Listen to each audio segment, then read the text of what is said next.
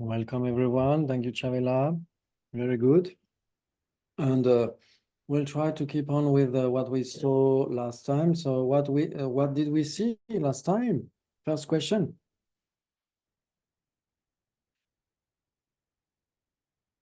Okay.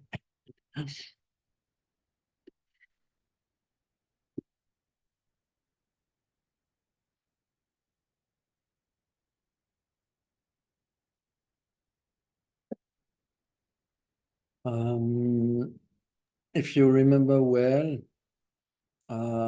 we tried to see the syllogism and we tried to keep on with some samples, illustrations. And we had also something like object of knowledge impossible to be, or form impossible to be, matter impossible to be, and so on. Yeah, we've seen that. Yeah, permanent impossible to be. You remember that? Yes, It's yes. too far away. No, it's coming back. Yeah. Like for instance, space, the subject, the tools, space in the east and space in the west are contradictory. Yeah. Yeah. Yeah. So the subject, the whole set, space in the east and space in the west, is contradictory with permanent, and is contradictory with existent, and so on. Yeah, because there is no common base between space in the east and space in the west. So there is no common base between space in the east, space in the west, and existent or permanent, and so on. Yeah. Absolutely. Yeah. We've seen that. Yeah. You remember? Yeah. Yeah, I remember. Yeah. Very good. Okay. So yeah, it was in order to show that nobody can be the five aggregates. The five aggregates are impermanent, impossible to be, or object of knowledge, impossible to be, or we could say functioning things, impossible to be. Yeah, there is nothing that can be form and non-form. There is nothing that can be consciousness and non-consciousness. Yeah. So among the aggregates, we have form, feelings, discriminations, compositional factors, and consciousnesses. Yeah. So the four last ones are necessarily not form. And form is necessarily not the four last ones. Yeah. Consciousness cannot be, when we speak about the aggregate of consciousness, we speak about the main minds. Yeah, the main consciousnesses.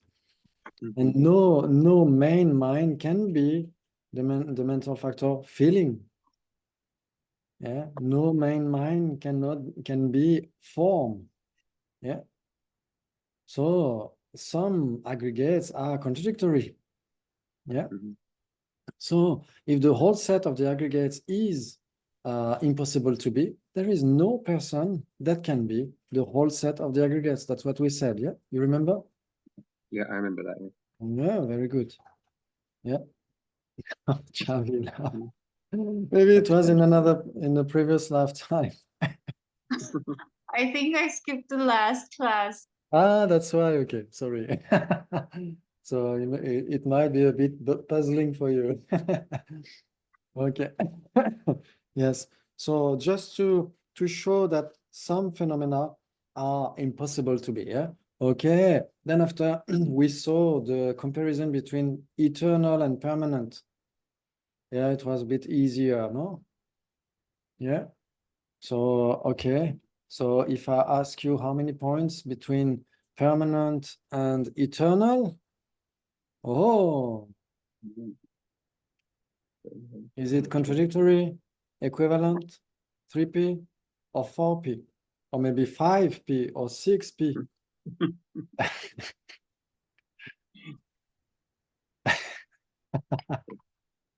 I think it's 4p. 4p for Zingruna. Oh, wow. Mm. Did you try to find some illustrations during the few days during that week? Or maybe not, just you had something more important to do, I guess. So is there any common base? Yeah, so sure, if we say 4p. So what could be the common base between eternal and permanent?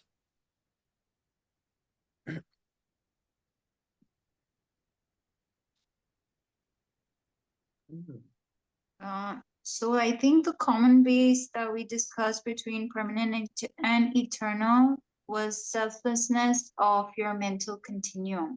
Yes, very good. Yes, the selflessness of the mental continuum. Yeah?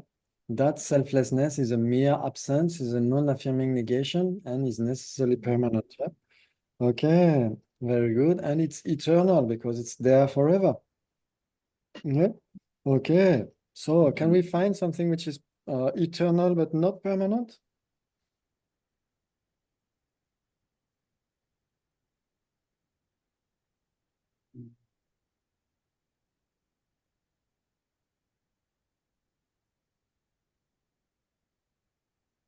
The mental mental- continuum. Sorry. I Yeah, was gonna say same. exactly. The mental continuum, yeah, it's impermanent, it's changing moment by moment. That's what we mean when we speak about impermanence. Okay, momentary, yeah. And it's there forever, yeah, it endures forever, yeah, the mental continuum, the subtle continuum of mind. Okay, very good. It's eternal but not permanent. We could say the person is eternal. So that's very important because the person is enduring forever. Yeah, it's imputed with the person that is imputed independence on the whole set of the lifetimes, we could say, or the continuum of the aggregates with no beginning, no end. The person is eternal. Are we eternalists when we speak that when we say that the person is eternal? Is it being eternalist when we say that the person is eternal? No, Not because we really. Camille says no, because we just said that in French on the previous session. Okay.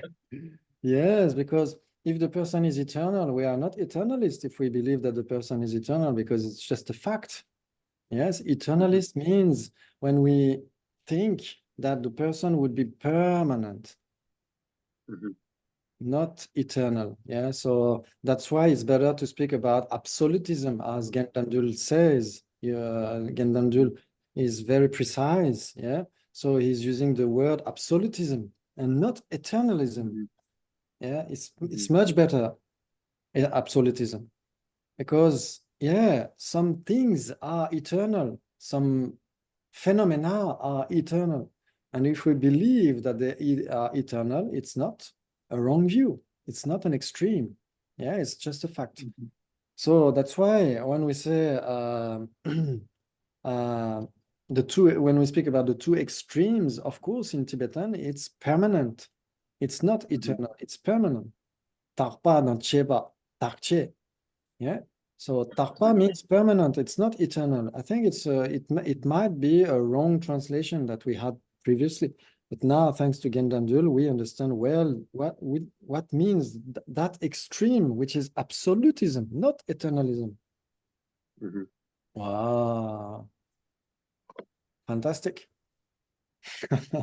And for nihilism, that's the same. Yeah, it's just like it doesn't exist at all, and so on. So it's always the same view, yeah, the same extreme. But when we speak of the opposite extreme view, we should speak about absolutism and not eternalism. Yeah, okay. Good. Okay. So we spoke about that. So the person or the continuum of mind and so on are eternal and not permanent. Yeah, they are impermanent. Yeah. I have a question. Is it true for all schools about the person?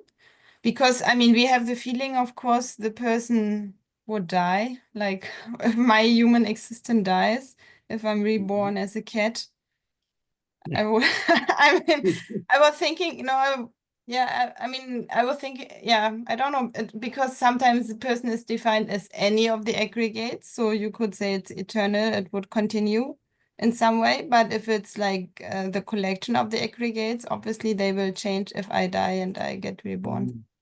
Yeah. So it depends on which person we speak about. Yeah, like for instance, in the 27th chapter of the Madhyamaka Shastra, yeah, Arya Nagarjuna is checking the views. Yeah, and some views are concerning that. Yeah, we tend to think that me now, my me now, Christophe, would exist forever. But it's this me, this I is just an instance of the general I or general me, which is imputed in dependence on the continuum of the aggregates. Yeah, this I, Christophe now, is imputed in dependence on the aggregates of this life. And the aggregates of this life will necessarily disappear at some point. So Christophe will necessarily disappear. That instance, that's a very specific instance of the mere I will disappear. Yeah, because each belongs to a continuum. We have the me of this morning, the me of noon, the me of the afternoon, the me of the evening. And each me will disappear when the other one will arise. Yeah, necessarily. So if we believe that the me of this morning will exist this afternoon, that's a wrong view, yeah? So you're right to specify that, to say that the me or the I, which is an instance of the mere general I, this me or I, this which is an instance, a specific instance, will disappear necessarily because it's one part of the continuum. And when one instant of the continuum is ceasing, the other one is produced, and so on. Yeah, yeah. Okay, very good. So the mere I or the general I, which is imputed in dependence on the continuum of the aggregates with no beginning and end, is eternal, but still is impermanent. Yeah. And one specific person among that continuum will not endure forever. It's just an instant of that continuum. Yeah? Yeah? Does it make sense? Thank you. Yes, thank you. Good. That's very important because when you speak about me, I, person, it's difficult sometimes, yeah, to make the difference. Yeah? Okay. Yeah. So yeah, well, that's why we will learn also the generalities and instances because they are so useful, of course, to understand the 27th chapter, but not only. Yeah. Okay. Very good. Very good. So we said the person or the continuum of mind is eternal, but not permanent. Yeah. So we had something which is both, something which is permanent and not eternal. No, sorry, something which is eternal but not permanent. Now we need something which is permanent and not eternal. Permanent and not eternal.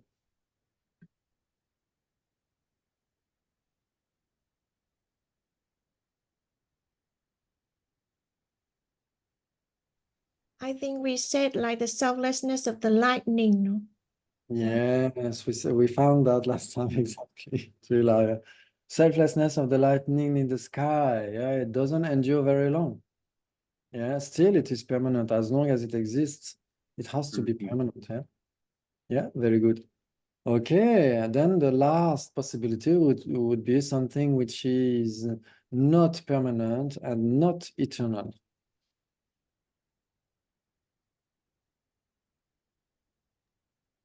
The pot. Your pot. Yes, my pot, my cup.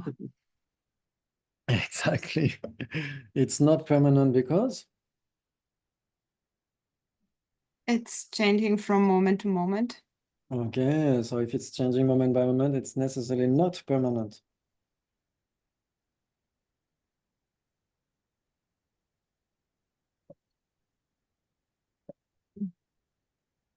Yes, accept. Good. Okay. And if it is permanent, it cannot change moment by moment. Accept. Okay. And if it's not changing moment by moment, it's necessarily permanent?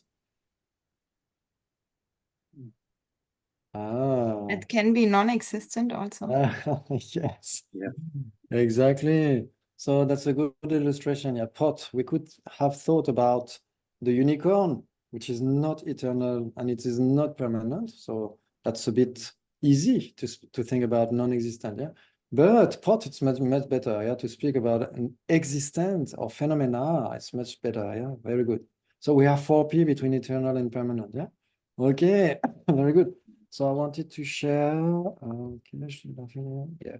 So this is the material from Genlo Cell. Genlo Cell will start again 3 months debate in Nalanda in January for exploring Buddhism, yeah. So if you're interested by that, yeah, he is a fantastic teacher and very close to Gendam Dul as well. Yeah. I think all the fantastic teachers are close to Gendam Dul.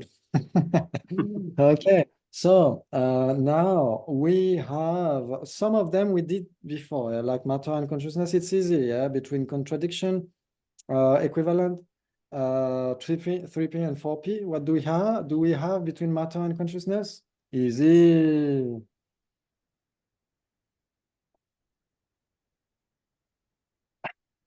So now we have to say the relationship between these two Yes. phenomena. Yes, if you wish. Oh, sorry. Okay.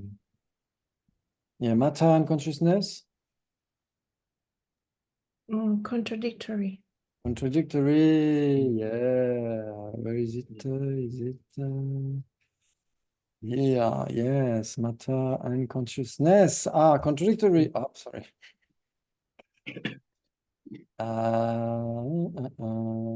Yes, yeah. Ah, okay. Yeah, the number 20, what? 13.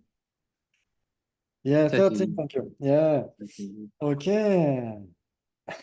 Good. So it follows that matter and consciousness are contradictory. They are contradictory because? Because they are phenomena and there's no common locus between them. Yes, we could say they are different with no common base. Yeah, yeah, very good. Or they are phenomena, yeah, in the plural, yeah, they are phenomena and they have no common base. Yeah, yeah, it works as well. Yeah, in that way, the difference is implicit, I would say. Okay, very good. Very good. Yes. So the person is not matter and consciousness. No. No, but so many people said so. I heard that so many times that a person is a body and a mind.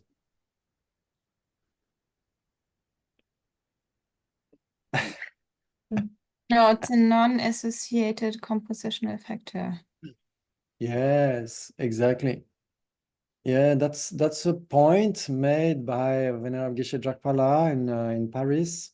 He said that for the non-prasangika, the Buddhist tenets, which are not prasangika, they would say that person is an imputed phenomenon, but if it is a person, it's not necessarily an imputed phenomenon, it can be a substantial phenomenon.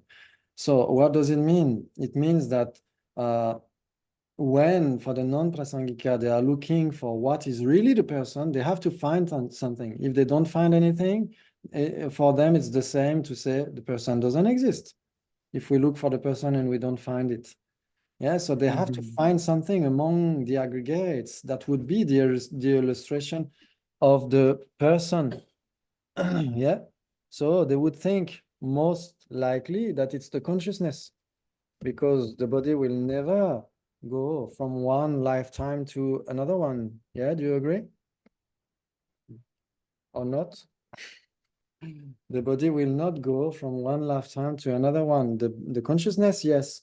Yeah, so that's why the non-prasangika would say, if you really look for what is a person, you have to find something, and you will find the consciousness, the mental consciousness, for instance. Yeah, so the mental consciousness is a substantial existent. We will learn that a bit later, yeah, imputed existent, substantial existent.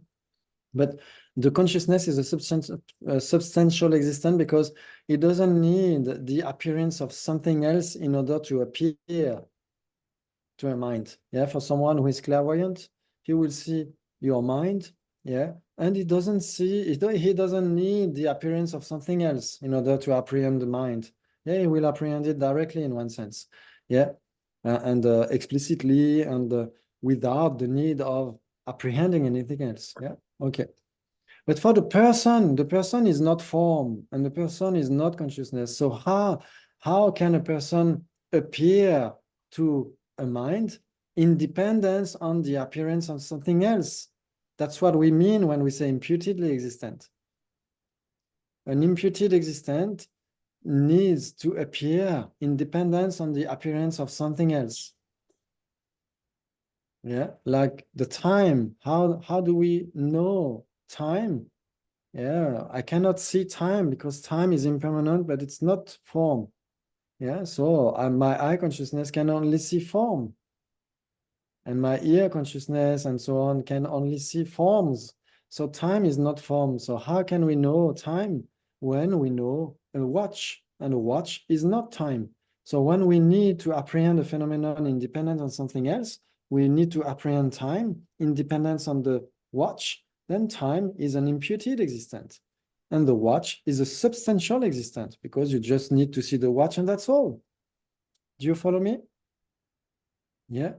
Okay, so that's why a person and any NACP, any non-associated compositional phenomenon is necessarily an imputed phenomenon.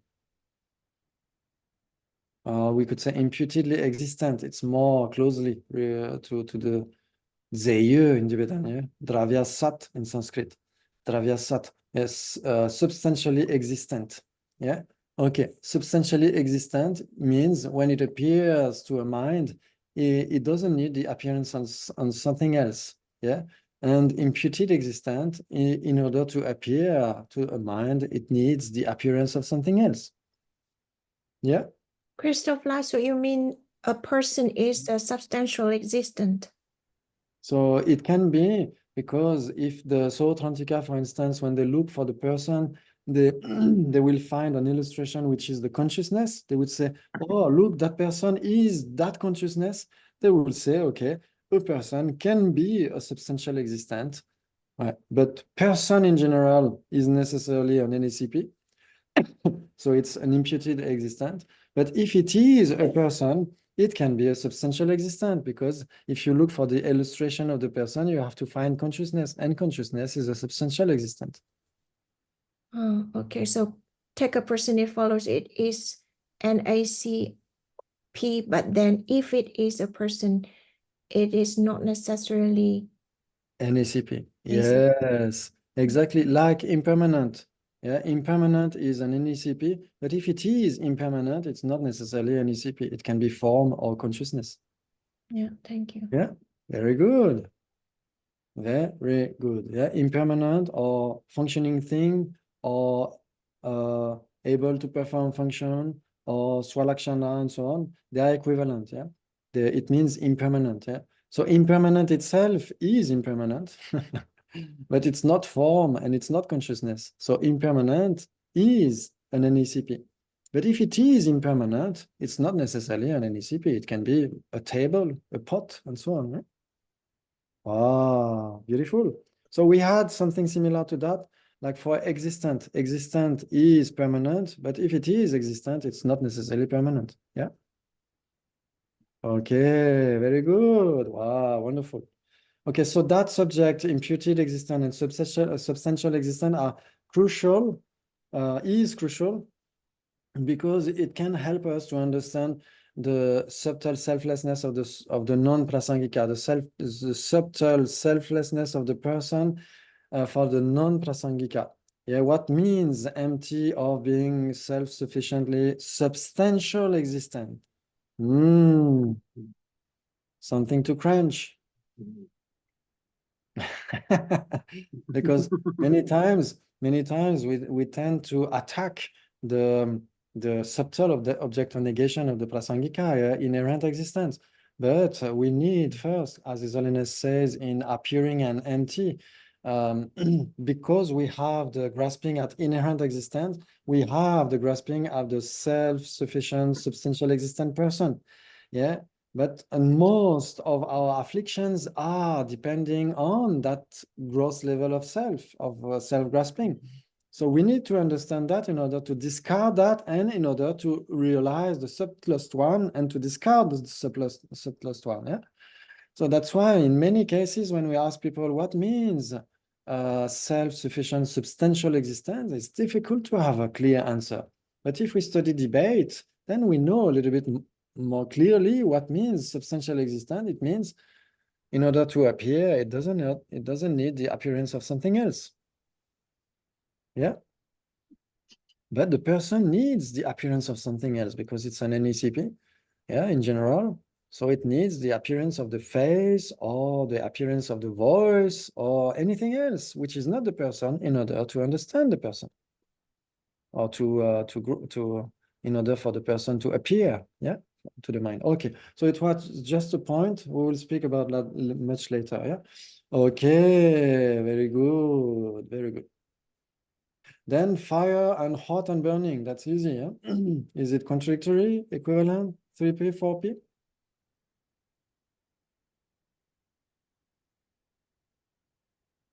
Mhm. Yeah, It's equivalent because it's the definition and definiendum. yes, exactly. Yeah, hot and burning is the definition, and fire is the definiendum. Yeah. So we saw very briefly last time the definition of definition, triply qualified substantial existence. Yeah. Zeo Chisun Sanwa, yeah, in Tibetan. It's easier, it's shorter. Zeo Chisun Sanwa. Okay, so a triply qualified substantial existent. So a triply qualified substantial existent and substantial existent, it's not necessarily the same, yeah. We have 4P. So be careful with the terminology. Sometimes it tends to confuse us, yeah. So it's the same word, but a very distinct meaning, yeah. Okay. Very good. Could you Very please say it again? Substantial existence is A, and the B is triply qualified substantial existence, Yes. and both of them have 4. Yeah. I will have to think about that. It's not It's, easy. it's especially for you, Trilla. Especially for you, made for you. Yeah. Triply qualified substantial existent and substantial existent 4P. Yeah, exactly. Okay, very good. And we have different meanings of substance in philosophy, in Buddhist philosophy. Yeah, it's very, very vast. I guess even in the Rinpoche again, in the tenets from Chankya Rilpe Doje. Yeah, it's in English, in the adornment of the Mount Meru. The adornment of the Mount Meru. It's a very beautiful text on tenets from Chankya Rilpe Doje. And yes, he would say something like this. Yeah, yeah. About the when he speaks about the So Trantika, you can find that also in knowing, naming, and negation. That part on So Trantika, yeah, from Chankya Rilpe Doje. Okay, and he will say so. He will say that even him is unable to give all the meanings of substance in philosophy. He gives at least 9 or 10 or something like this, and he says it's not exhaustive. Yeah? Okay, so substance usually speaking means impermanent. Yeah, when we say that two phenomena are one substance, they are necessarily impermanent. Or when we say that two phenomena are different substances, they are necessarily impermanent. Yeah, okay. And maybe next Wednesday, I would like to go deeper in the established base chart, because we can discover a lot of important meaning behind that. Yeah, so we'll see that. Okay, but substance and imputation, we would say, are a dichotomy in one sense. Yeah, okay. So substantial existence could mean just impermanent. In many cases, it just means impermanent. And we will see in the established base that permanent phenomena are merely imputed by a term or thought consciousness in the Sotrantika. Yeah, so they are merely imputed phenomena. Yeah, permanent phenomena. So imputed, substantial again are contradictory. Yeah, in that sense. Okay. But I don't want to confuse you too much. It's just to tell you that we will dive into that next. Okay, good. So now we saw, okay, matter, square and shape. How many points? Is that contradictory? Equivalent 3p, 4p? Square and shape, the number 15. I think we haven't seen that previously.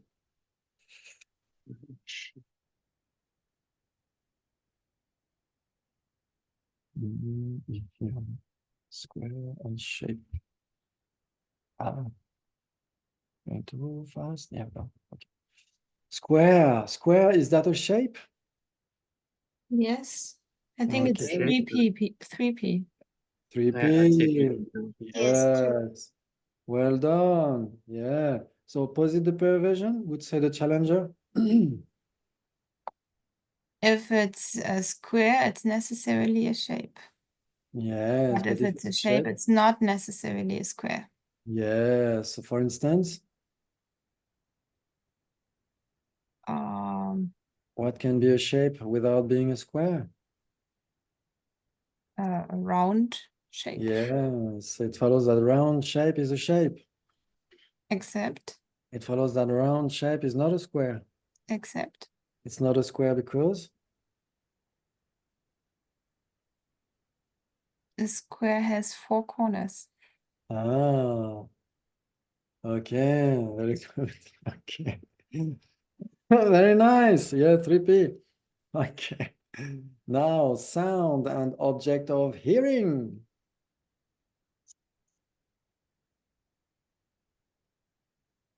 The number 16. Sound and object of hearing.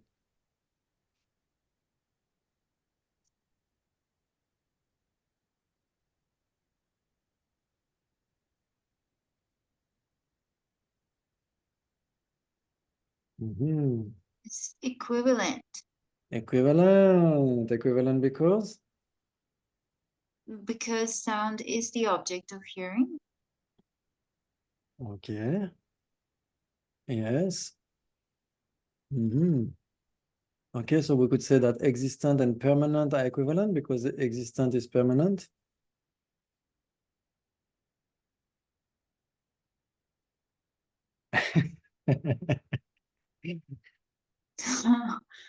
No, existent is permanent, yeah.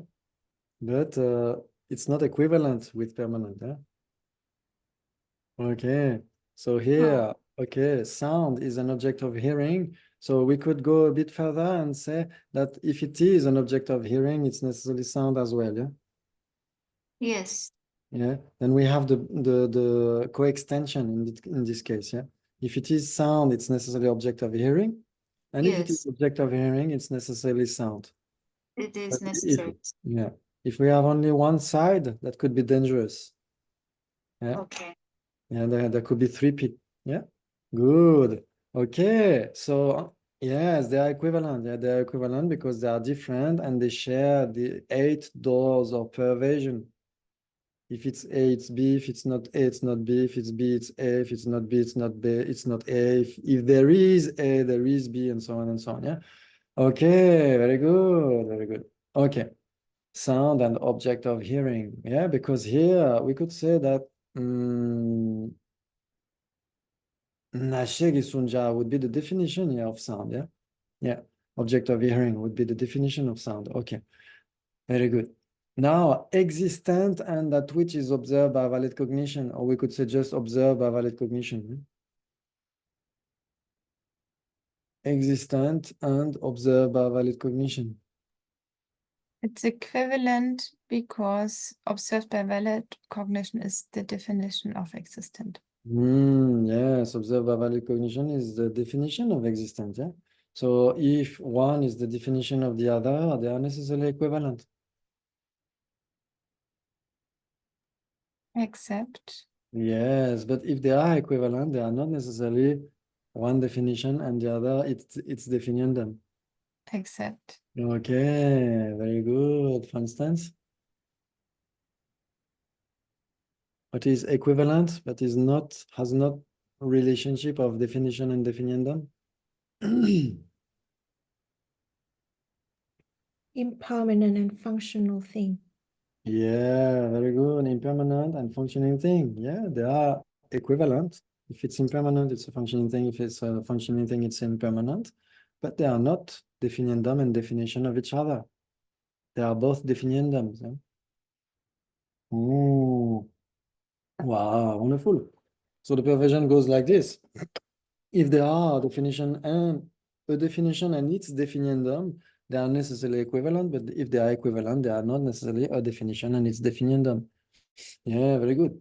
At some point in correct Freedom Through Correct Knowing, maybe you know that book, which is an English translation of some excerpts from a text composed by Kedubje. And at some point, he would say that all phenomena have a definition. But I would say all phenomena have characteristics. Yeah, but characteristics and definition are very similar in Tibetan. And we cannot say that every phenomenon has a definition, like the rain that fell yesterday. Is that a definiendum? The rain, the subject, the rain that fell yesterday. Yeah. Yes, so it follows that if it is a definiendum, it has a definition. No. Okay. So if it doesn't have a definition, it's not a definiendum. Yeah, exactly. Okay, good. Very good. Yes. Yes. I could say even Christophe is not a definiendum because it doesn't have any definitions. Okay. So characteristics are different, yeah, from definition. Yeah, but tsenyi in Tibetan, yeah, very similar. Yeah. Tsenyi. Okay. Same, but different. Okay. Characteristics in Tibetan is also chenyi. Yes. Oh, then it's Exactly. confusing. Yeah. Yes. Yes, exactly. Yeah. Because obviously characteristics and definiendum, the relationship is not equivalent. Exactly. Or then characteristics and definition, maybe. Yeah. the definition, but then Mm. chenyi and chenyi, then it is. Yeah. Yeah. Exactly. So that's why the context is always important. Yeah.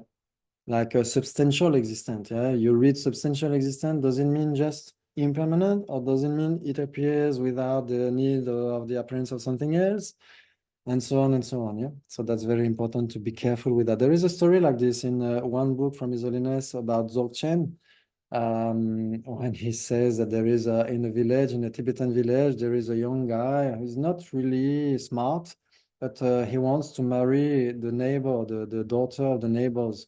So before he goes to the meeting, the parents tell him, if you see the door, then you show the door and you will say, oh, that's a very nice kind of oak tree wood. Yeah. Then they will the parents of the daughter will be very satisfied that you know you are not so stupid. Okay, so he goes and he shows the door. Oh, that's a beautiful wood. Isn't it an oak tree wood? Yes. Oh, wow. It's smarter than we thought, they think. Then after each piece of wood that he will encounter, he will say, oh, that's a nice oak tree wood. Oh, that's a nice oak tree wood. So that's why Zelena says, yeah, sometimes in many texts you find the same word. Yes, that's the same word. It doesn't mean that it's the same meaning. Yeah, it's not because it's wood that it has to be oak tree wood. Okay, very good. Yeah, that's very important to be careful with that. Okay. Then we had, okay, existent and that which is observed by valid cognition. Okay, functioning thing and able to perform the function of, there is some trick here, holding water. Functioning thing and able to perform the function of holding water. How many points?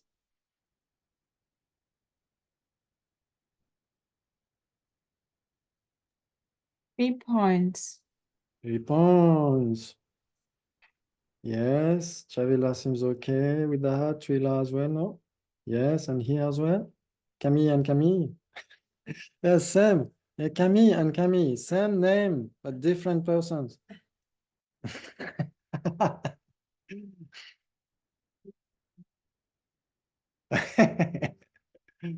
The functioning thing and able to perform. If you know the definition of functioning thing, it's a bit easier, yeah? Yeah, functioning thing, we said last time, we could just say thing. Yeah, that's okay. Thing, yeah. but yeah, it's just used, so we will keep it. Functioning thing, yeah, it's defined as able to perform a function. Yeah, Artha Kriya Shakti in Sanskrit. Yeah, Artha Kriya Shakti. It has the capacity to produce a goal, we could say, Artha. Yeah, yeah, a function or a goal. Okay, and here we don't have an only able to perform a function. We have able to perform the function of holding water. Yeah, 3P. Okay. Yes. So if it's able to perform the function of holding water, it's necessarily able to perform a function.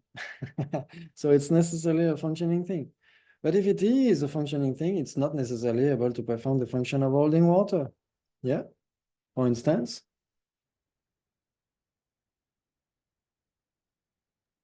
Table.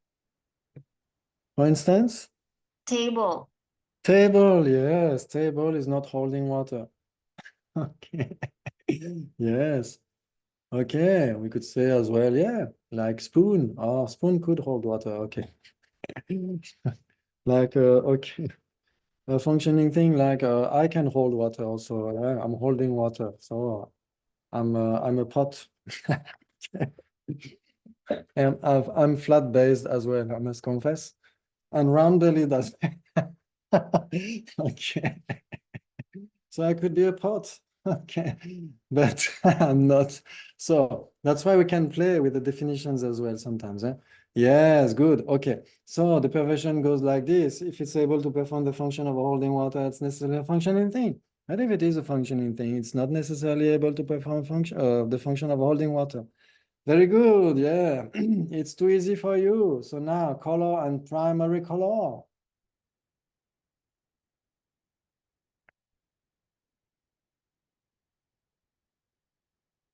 3P. 3P, Chavila, yeah. How goes the perversion? If it is a primary color, it is necessarily a color. But if it is a color, it is not necessarily a primary color. It could be a secondary color. Yes, very good. Yeah, it makes sense. Yeah, it's very, very coherent. Yeah, wonderful. Thank you, Chavila. Okay, so now product and functioning thing. Oh,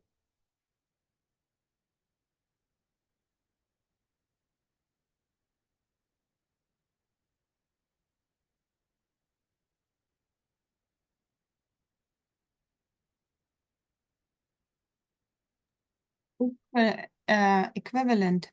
yes, equivalent. Yeah, everybody agrees. Yes, Igrunla, it's equivalent because. They are synonymous. If it's a product, it's necessarily a functional thing, and if it's a functioning thing, it's necessarily a product. Yes, exactly. Yes. Okay. Yeah, everybody agrees. Yeah. Perfect. Very good. Okay, so so of course in the beginning, sorry, at first we take our time, of course, when we think about that, when the challenger is addressing a consequence like this. But you will see with the habit, you will reply quicker and quicker. You will see the clarity of that more quicker. Yeah, each time it's just wonderful. Yeah, that tool, it works. Yeah, as His Holiness says, you can pray and make rituals for Aryamanjusri and Vajrabhairava and so on. Maybe there will be some results. Maybe, yeah, we cannot see if there will be some results or not. But if for developing our intelligence, but if you practice debate, necessarily you will see that necessarily. So welcome. Okay. Horse, an animal with 4 legs. Oh,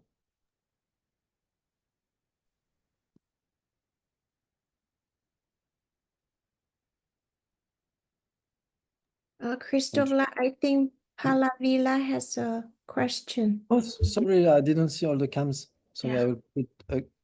Sorry, Oh yeah, I'm- sorry, I haven't seen you. I'm relatively new here. I'm actually very new and I'm trying to catch up with the old classes, but I'm trying to understand product and functioning thing.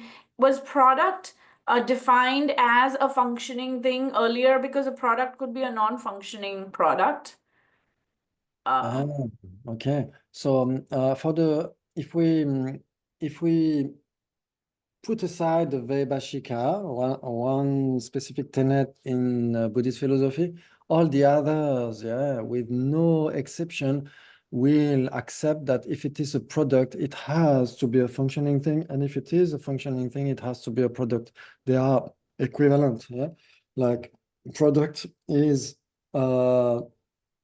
defined as created, yeah. Yeah, created, yeah, and the functioning thing is Denjenuba, yeah, able to perform a function, yeah. So they have different definitions. So there are two definitions. They have different definitions. Still, if it is the one, it has to be the other. Yeah.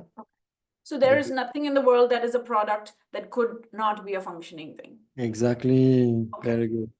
Thank you. Exactly. Yeah. Sometimes we tend to think like maybe the end of the continuum of something, for instance.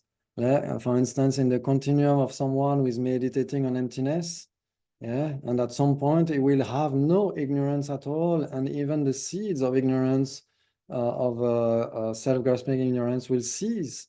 Yeah, so the last moment of ignorance, is that a functioning thing? Is that able to perform a function? Oh. Which function? Because there is nothing after. Because it has to let you drop. The last moment you have to drop. So that is a function to go to the next. No? Okay. Maybe that's what it is. I don't know. Yeah. Yeah, for instance, okay. Yeah, for instance, the last moment of fire. The last moment of fire is producing the last moment of smoke. Yeah. But the last moment of smoke, what does it produce?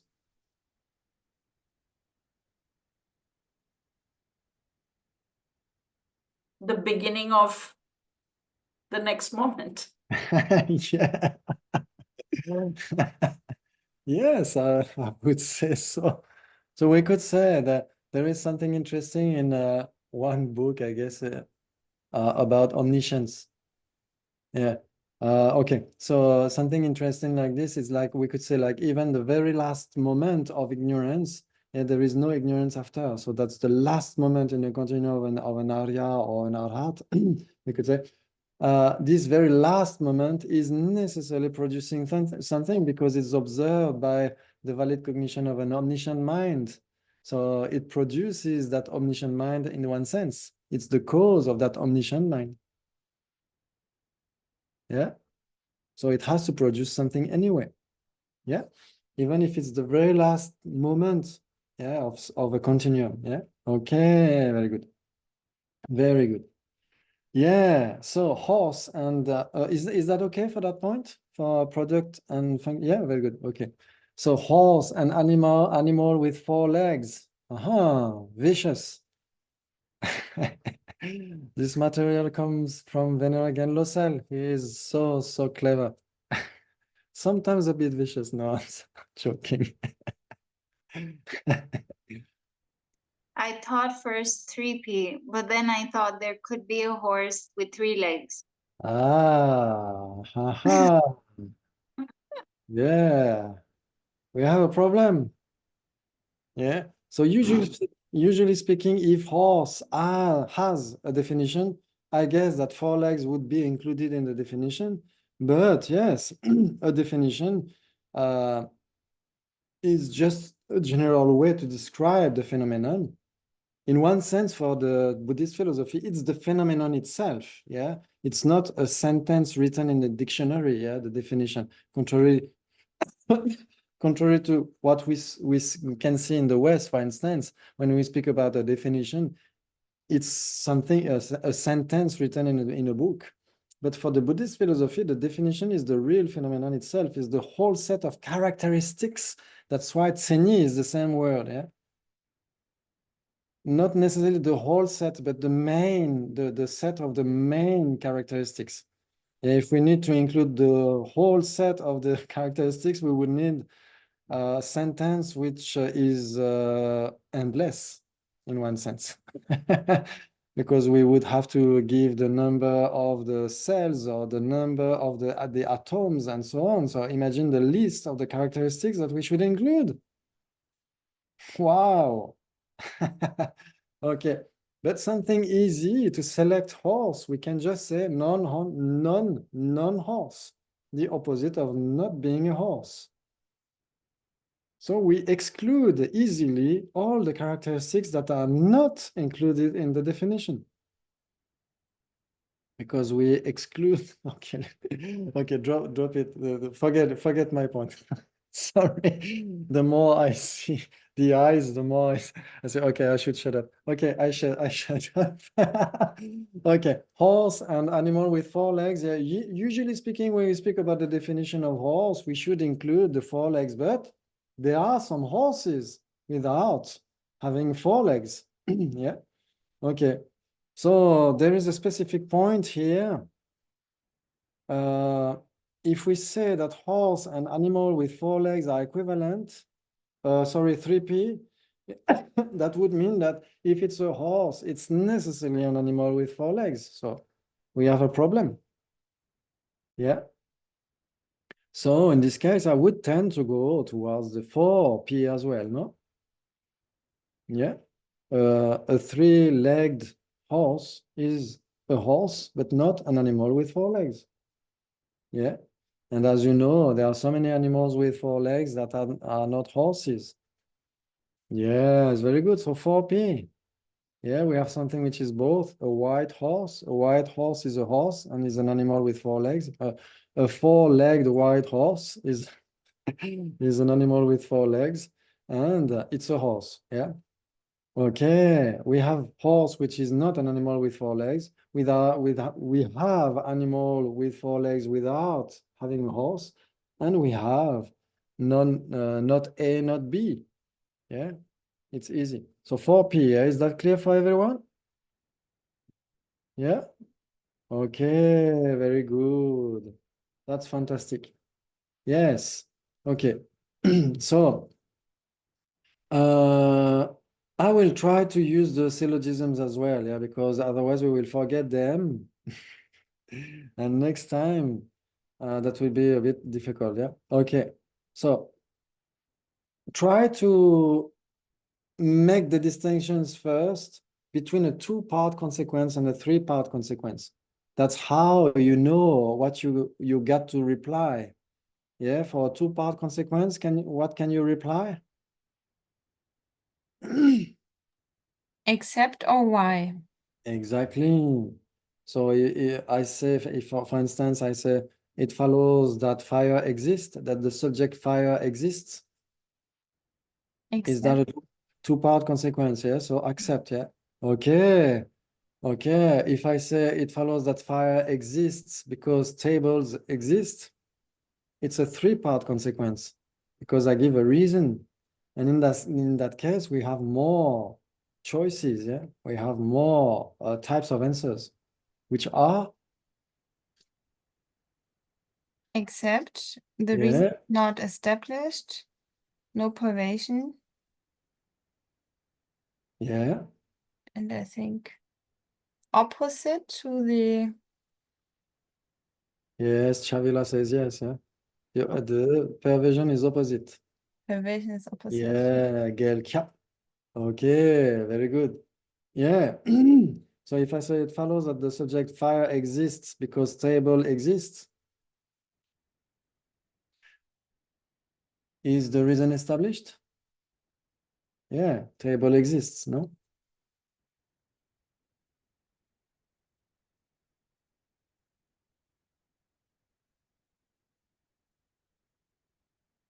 Unless my computer will fall down on the ground. If someone says, no, tables don't exist, then my computer will realize that fact and it will fall on the ground. The tables exist there, but it does it prove that fire exists? No provision. No pervasion, exactly. Yeah, the reason is not pervaded by the predicate. Yeah. Okay, or we could say in another way, the reason doesn't entail the predicate. Yeah, if table exists, it doesn't prove that fire exists. It doesn't prove anything, yeah? At Christophe Lab, for the three-part syllogism, the follows we can put at the beginning or in the middle, or it has to be put in the beginning. The what has to be put in the beginning? The it follows, for example, Oh, text yes. subject, fire, it follows it exists because it is hot and burning. Yeah. So, or it follows the subject fire exists. Yes, because it is hot and burning. Yeah, I mean, where can we put the it follows? Yeah, Because the feeling sometimes it's easier to split them and then to make the three parts. Well, personally, I find that more clearly. yes. For me, it's more fluid to say it follows that the subject sound is impermanent because it's produced and so on, than to say the subject sound or take the subject sound, it follows that. Yeah. For me, it's a bit artificial, and in Tibetan, we don't have take. We just have da, chechamita, pejepe, chir. Yeah, it follows that the subject sound is impermanent because it is produced. Yeah, yeah. But because, for example, the syllogism you just gave, it follows table exists because, for example, fire exists. That is what you just said, right? Yes, exactly. Yeah. So yeah. It's a kind of formulation, but it's not really important. If you prefer one, you can stick to that, of course. But it's not like, some people have different styles. Yeah, I remember when we debated many years ago in Nalanda, people used that phrase, yeah, take the subject sound, it follows that it is impermanent. But it seems that it's more fluid to say it follows that the subject sound is impermanent because and so on. Yeah. But it's just my own feeling. Yeah, it's not very important, I guess. Yeah, I know. It's just like when we confirm the pervasion, sometimes we have to take the reason and we re-ask to see if it is established or not. Then, yeah, I got it. Thank you. Yeah, very cool. Thank you so much. I haven't done anything, but very good. You could check by yourself. Very good, Willa. Yeah, wonderful. Okay, so okay. Smell and object experienced by nose consciousness.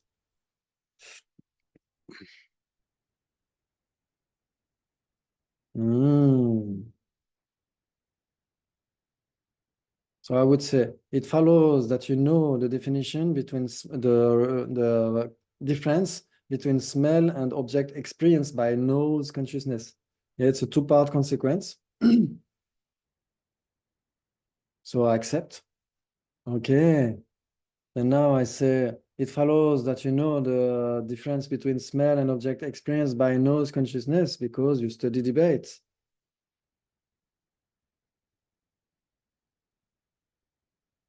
No pervasion. Yeah. Yeah, no perversion. Exactly. It's not because we study debate that we know all the definitions and the definiendums and so on. Yeah. Okay. Very good. So it follows that you know the distinction between smell, the difference between smell and object experience by nose consciousness. Accept. Was it? Contradictory, equivalent, 3P, 4P? I would say equivalent. Equivalent. Yeah, for instance, okay, I will put my phone on my nose. Is it experienced by my nose consciousness? No. Why? Why not? because it's not a smell. Yeah, but it comes from my pocket, so it smells a little bit. I'm joking. Okay, in that case then. Yes, but if I put my nose on the phone, it's just a tactile consciousness that is apprehending the phone. No, it's not the nose consciousness; it's the body consciousness. Yeah, you agree with that?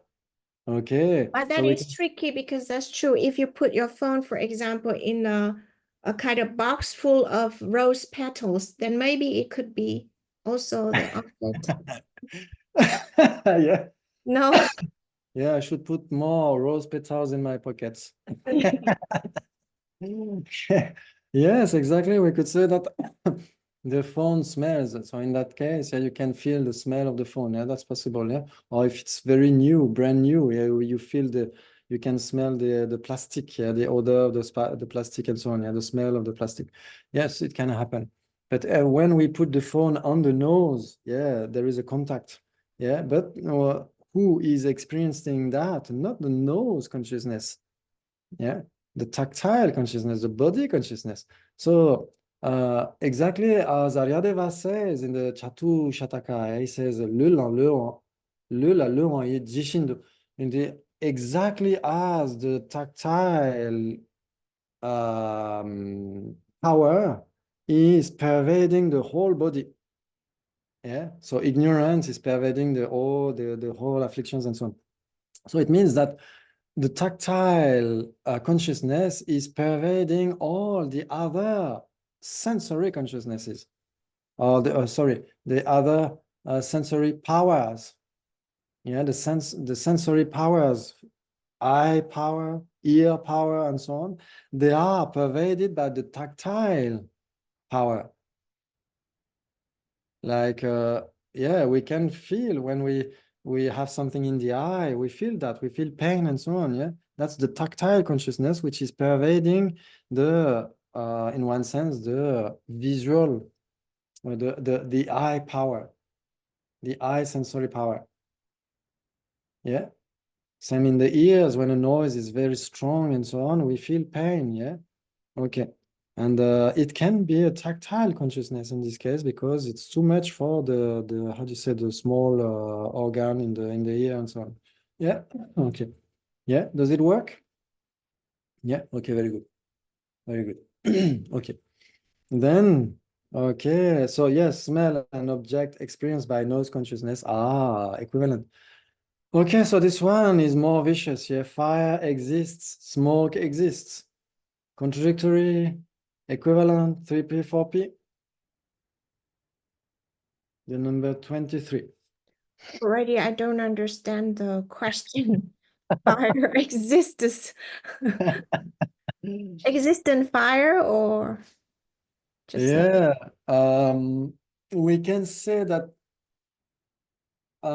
fire that exists is impermanent because it's fire, but fire exists that's permanent. It's the appearing object to thought consciousness. Yeah, fire which exists, fire is still the appearing object to direct perceiver, yeah, direct perception. So it's impermanent, but fire exists that's permanent.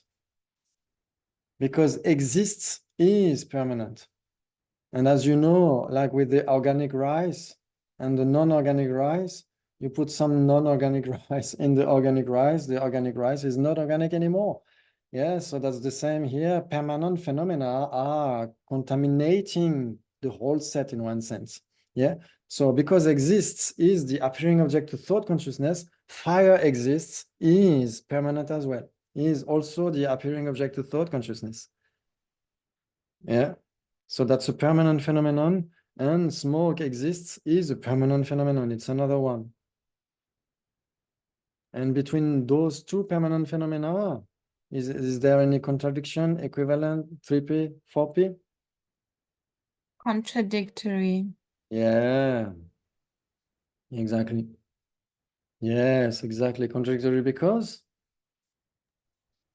They are different phenomena, but they don't have a common base. Yes, exactly. There is nothing which is at the same time, fire exists and smoke exists. Yeah. Okay. We could say, okay, something simpler, like fire and smoke. How many points? What is the difference between fire and smoke? Contradictory. Okay, it follows that the subject, the two, fire and smoke, are contradictory.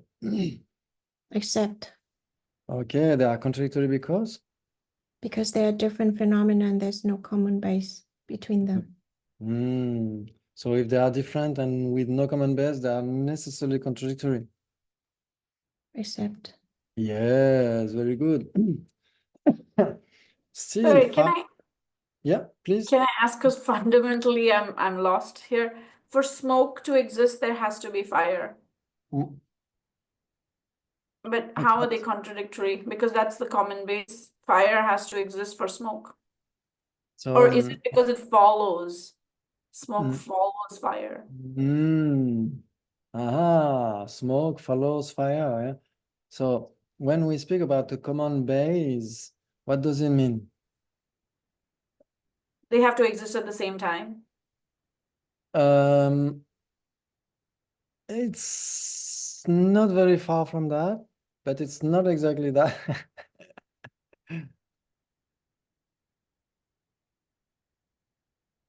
Yeah. Who has something like this? Yeah. Who has some description of what means a common base? It has to exist. It has to be a phenomenon which is both items. Yeah. So do you find anything in the world, in the multiverse of Doctor Strange, that could be at the same time a cause and its effect? Fire and smoke?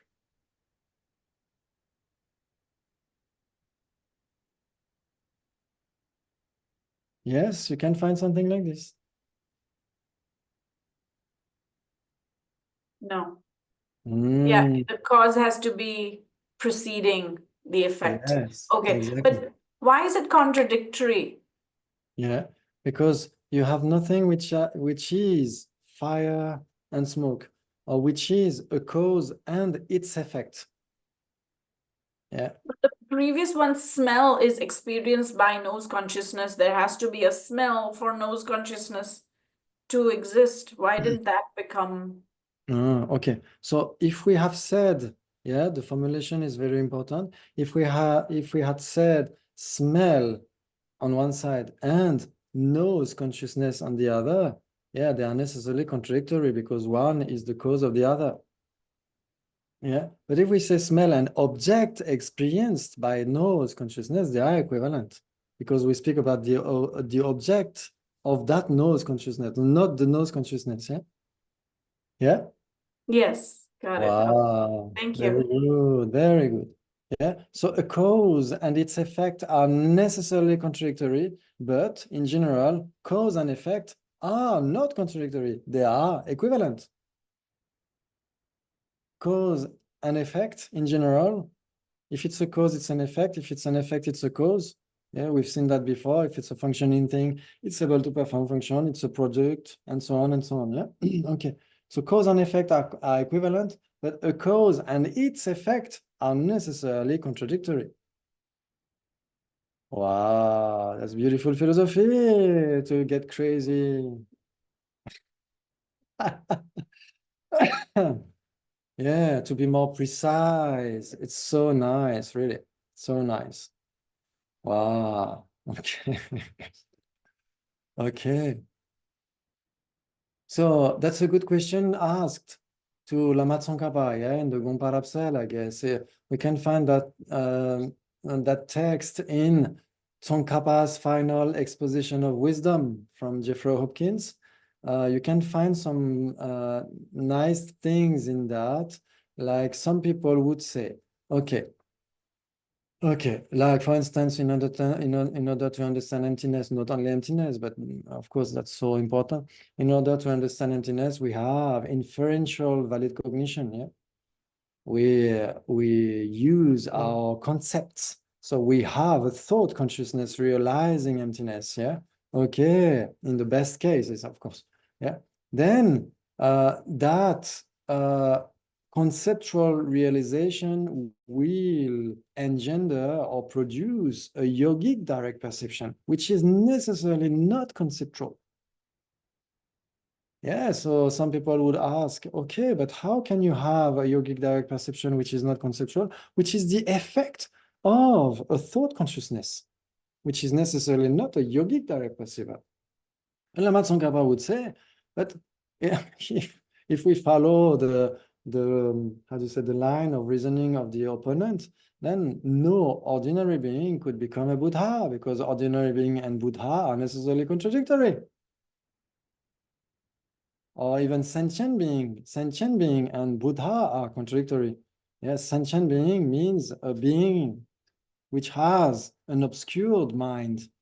Yeah, like any ordinary being, any bodhisattva, any learner is necessarily a sentient being. And a Buddha is not a sentient being anymore because it doesn't have any obstructed mind. Yeah.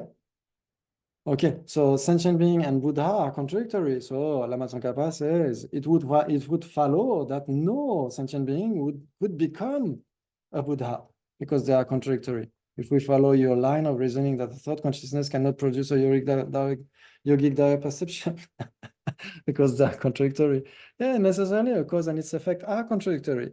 A seed and a sprout are contradictory. Yeah. Wow. But in this case, the yogic direct perceiver is the cause of the thought consciousness, which is conceptual. Is the effect, yeah?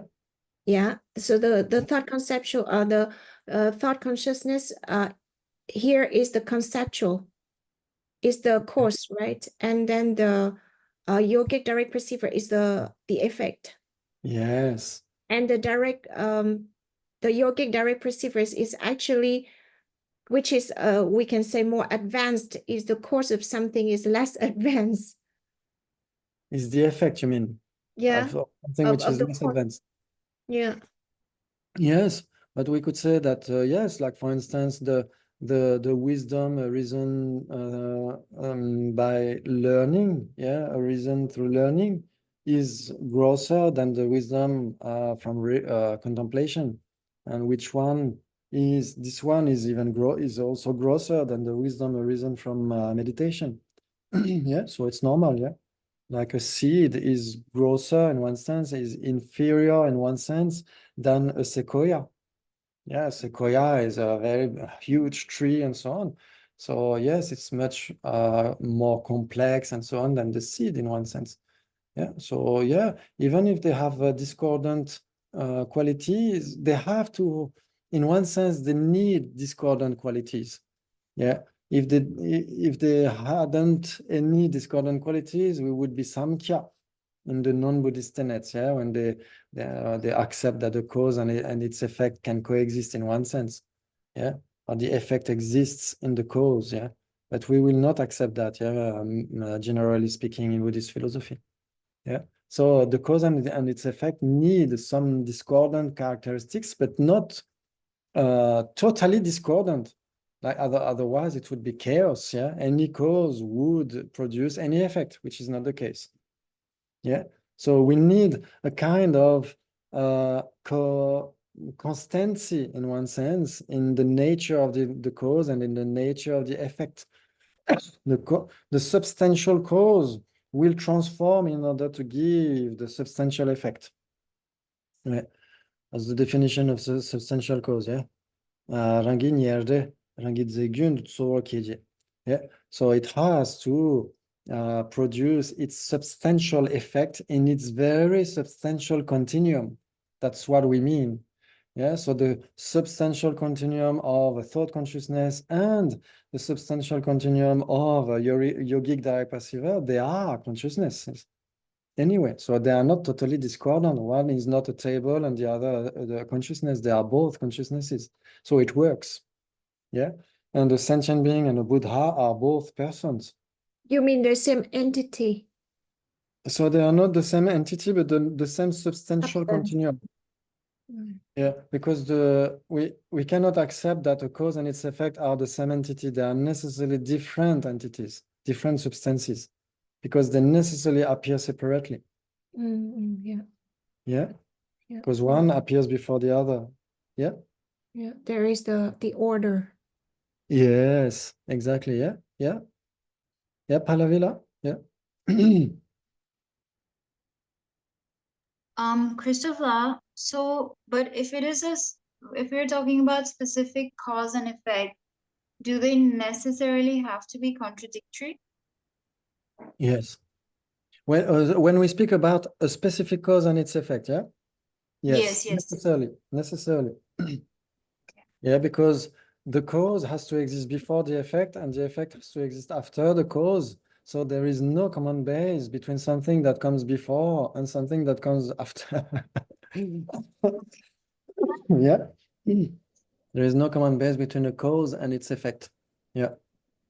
Yeah, that's interesting, yeah. But still, a cause is an effect, and an effect is a cause. Yes. Yeah, like Saturday is a cause, and it's also an effect. It's a cause of Sunday, and it's the effect of Friday. Yeah, but the cause of Saturday is necessarily not the effect of Saturday, and the cause of Saturday is necessarily not the effect of Friday. Yeah.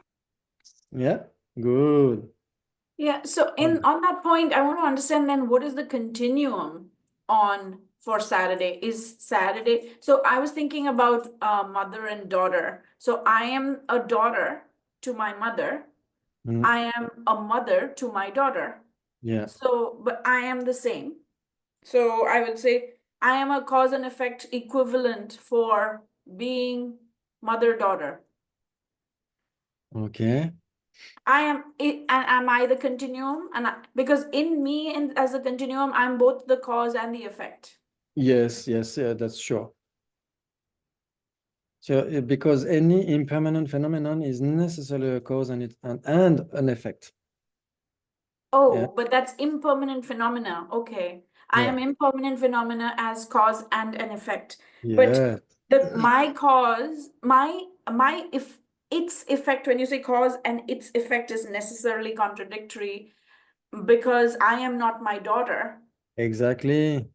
So it's contradictory. Exactly. But you said, okay, then bringing to sentient being and Buddha, Yeah. you said impermanent, and I thought consciousness is permanent. That's why. So my consciousness is permanent. I was trying to figure out what is the continuum that Yeah. is allowing this to be sentient being and Buddha at the same time. That's not possible to be a sentient being and a Buddha at the same time. But there is someone at some point in the continuum which is a sentient being, and at some point will be a Buddha.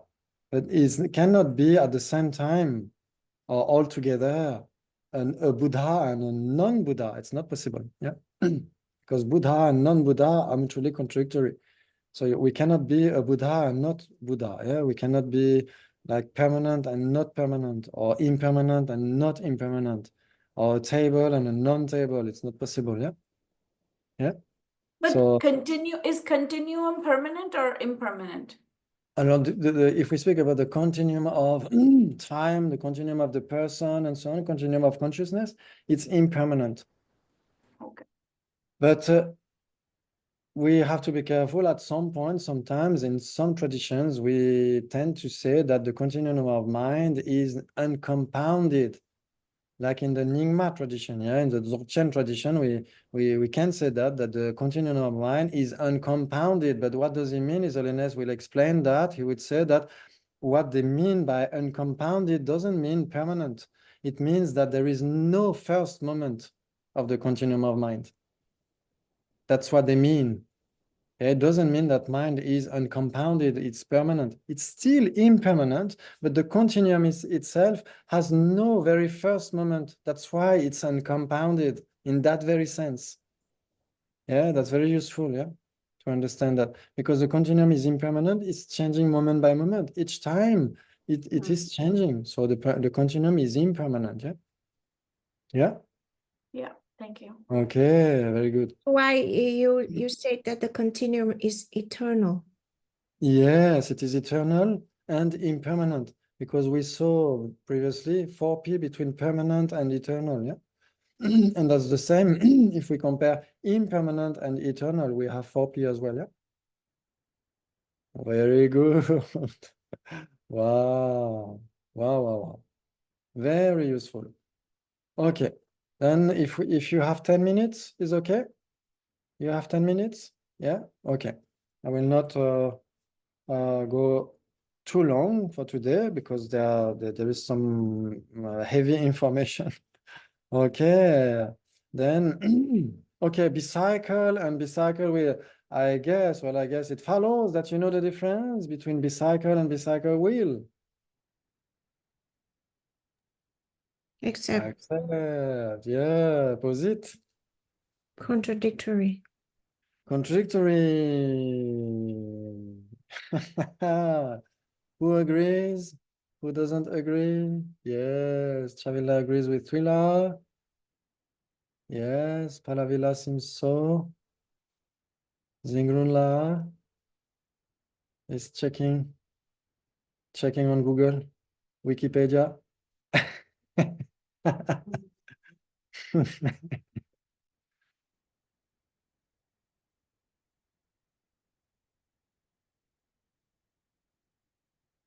Bicycle and bicycle wheel.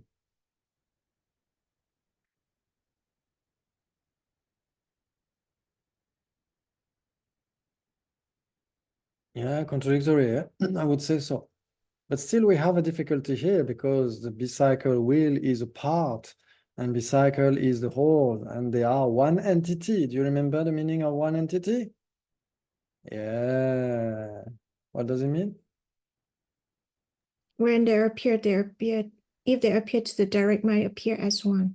Yeah, so they would not appear separately. Yeah. If both two phenomena are one entity, if they were to appear to a direct perception, they would not appear separately. Yeah.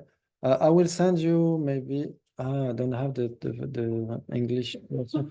I will send you the number of a page in Recognizing Reality from Geshe Dreyfus, where he gives that quote from Kedubje. Yeah, Kedubje says that there is very different to speak about perception, which is able to perceive as one, or which is not able to perceive as separate. Yeah, that's very, very different contexts. I will send you the number of the page on the WhatsApp. Okay. Okay. Very good. So the part and the whole are one entity. Still, they are contradictory. Yeah, we saw that before. Yeah. Yeah. A bicycle wheel is not a bicycle, and a bicycle is not a bicycle wheel. So that's what we said last time when Arjuna is checking the person, where is the person among the aggregates? He's not just checking the whole and the parts, because the Sotrantika can manage that already. They are very, very powerful. Yeah, so Prasangika are much more profound. They are looking for an inherent person among the aggregates, not just a person. Yeah, okay. So that's very important to make that distinction. Yeah. Okay, so yeah, the person is not the aggregates, and the whole is not the parts. The parts are not the whole. They are contradictory. Still, they are one entity. Yeah. Okay, very good. I We have can a question like this. One entity, can it also be applied to mind? Like if you take main mind and eye consciousness, Yes. because you cannot observe them by, or if you take like eye consciousness and ear consciousness, Yeah. So eye can it consciousness. be one entity? No, because it cannot be observed by sense powers. Can it? Mind has no form. Yes. Okay. Then. Yeah, I don't know. Is it one entity or not? It cannot be. You cannot say something about this entity thing about mind. I was just thinking about it. Yes. So your illustration would be I consciousness and consciousness, or what is your Yeah, like I consciousness and consciousness. Is it Okay, one entity or different entity or one neither? entity? Because I consciousness is a consciousness, yeah. When there are 3P, it's necessarily one entity. When they are equivalent or 3P, they are necessarily one entity. If it's 3P, it's necessarily one entity. Yeah. So like okay, pot and form are one entity. Yeah. Because when pot appears, a form appears. A form doesn't appear separately from the pot. Yeah, when we see pot, we see a form. Yeah, we don't see the pot in the room and the form outside of the room. Yeah, we see the form where we see the pot. Yeah. And So if pot they are contradictory, they are necessarily two entities, different entities. Oh, really? So it follows. No, I'm asking you. I don't know.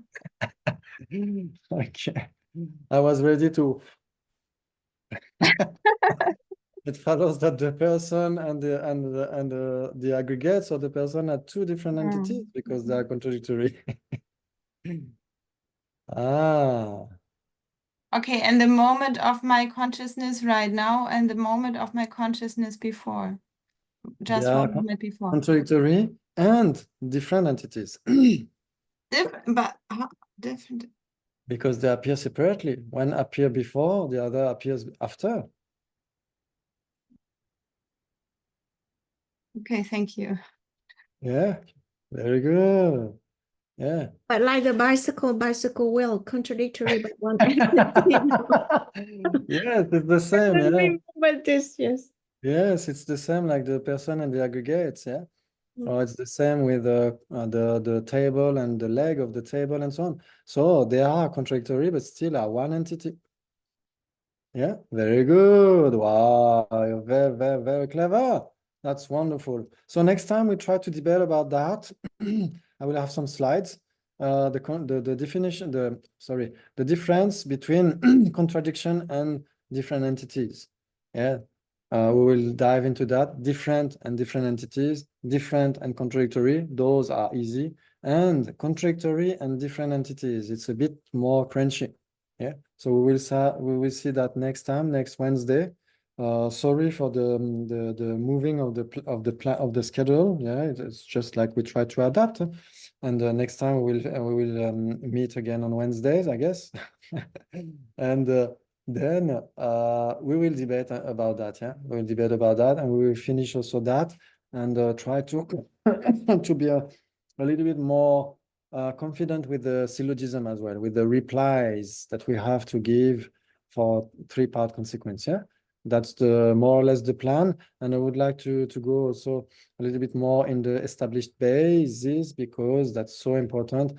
Many specific points are very, very useful in that. Yeah, like hidden phenomenon, manifest phenomenon, how many points between both, and so on. That's really, really useful. Yeah. Okay. Christopher, Okay. may Yeah. I have 2 questions, please? Please, Or yes. finishing this. Yeah. So firstly, what is the plan? Like you will teach until the whole 3 path? Or I would like. If there is a need and if there is a wish to study that, those are my favorite topics, but no perversion doesn't mean that I understand them. Yeah? No perversion. Yes, if we can, of course, we study a little bit logic because we speak about direct perception. We speak about thought consciousness. Yeah, we speak about the mental faculty and all the sense powers and so on. So we speak a little bit about logic. We will speak more about that, yeah, valid cognition and so on.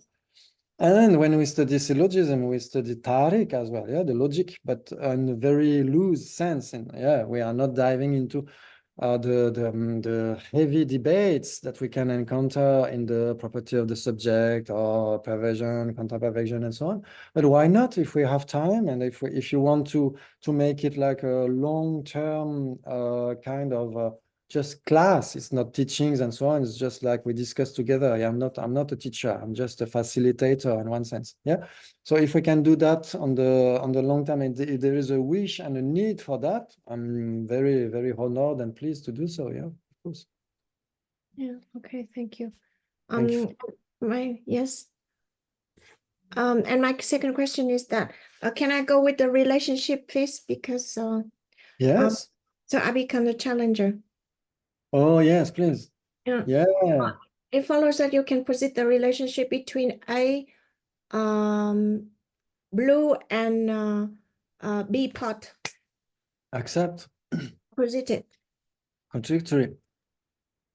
So there is no common base between blue and pot. Accept. Take blue pot, it follows it is the common base because it is being both. Because it is. Because it is being both. Okay. Why? Sorry, the reason is not established. Take blue pot, it follows it is blue. Why? Take blue pot, it follows it is not blue. Accept. Because It's not a color. okay, I got it. So I thought it was the same, but then recently I got different answers. That's good to do so. And it shows that your mind is moving. Yeah, it's keeping active. That's so precious, so precious. Yeah. So there is no common base between blue pot and pot? I actually I thought Sorry, the same. between blue and pot. Between blue and pot. Yeah, I thought the same contradictory, but then somebody told me that they could be they are debatable question. Because really? actually blue and blue color is 3 piece. Blue and color. No, blue and blue color. Okay, blue and blue color. So it follows that you can find blue color which is not blue. No, if it is blue color, it follows it is blue. But if it is blue, it is not necessarily Yeah. blue color. So for instance, Blue pot. so it follows that a blue pot is blue. So it follows that a blue pot is suitable to be shown as a blue hue. So it follows that the blue pot, which is characterized by the color blue, is also the characteristic, is the characterized phenomenon and its characteristics. They said that the blue pot is blue, but it is not the blue color. It's not blue. Yeah. It's not blue. The color of a blue pot is blue, but the blue pot is not blue. Yeah, I know, but then to run away from that, it was hard. Yeah, sometimes debaters are so good that they tend to Yeah. convince you about something totally wrong. But yeah. it's just temporary. Usually they have to explain later. They will not leave you in your darkness. They should explain later. Yeah, they explain that. They said, for example, if red meat or red meat, it is not color. It is Except, yeah, it is like taste consciousness. But actually they say, I mean, they had a way to run away that I could not catch them. oh, that would be interesting to hear that. Okay. So but yes, I'm in the dark. Why is a blue pot not blue? That's because blue is a color and the pot is not a color, has a color, but is not a color. okay. Oh, because Mm. blue was not characterized initially as a color, just said blue and blue pot. So if they said blue color and blue pot, then they have the same color. That would have been. Is that what is the difference? A blue pot and blue color, they are still contradictory, yeah? The color of a blue pot and blue color, they are equivalent. Oh, no, sorry, 3P. 3P between the color of a blue pot and the blue color. Yeah, 3P. Yes, but not contradictory. Not contradictory because the color of a blue pot is a color, no? Yes. And because she said blue and blue pot, and we weren't talking about the common base of color, that's why it became contradictory. Yeah, because the blue pot will never be its characteristic, which is one of the characteristics of the blue pot is the color blue. That's a characteristic, and the pot is characterized by that characteristic. So nothing can be at the same time characterized phenomenon and characteristic of that phenomenon. Yeah. Got it. Okay, very good. Thank you. Wow, fantastic. Really, that's very precious. Yeah, if you have more questions, please, please. I need to crunch. Okay, so that's very fantastic. The replies you give and the questions you ask are proving that something is working there. So that's just so precious, and we can dedicate for the sake of all the beings, for the long life and good health of His Holiness the Dalai Lama in particular. For the sake of all the beings, yeah, that's our sunlight, our beacon in the darkness of samsara, yeah. So please, Your Holiness, stay long and have good health, and stay forever. Yeah, thank you so much. Thank you, and see you on Wednesday. Yeah, I hope. Or otherwise, you will have some advertisement. Yeah, I guess. Thank you so much. Thank you, Chavila, for your help, and thank you to everyone. Yeah, thank you. Thank See you so next time. much. Bye bye. Bye. See you. Bye bye. Thank you.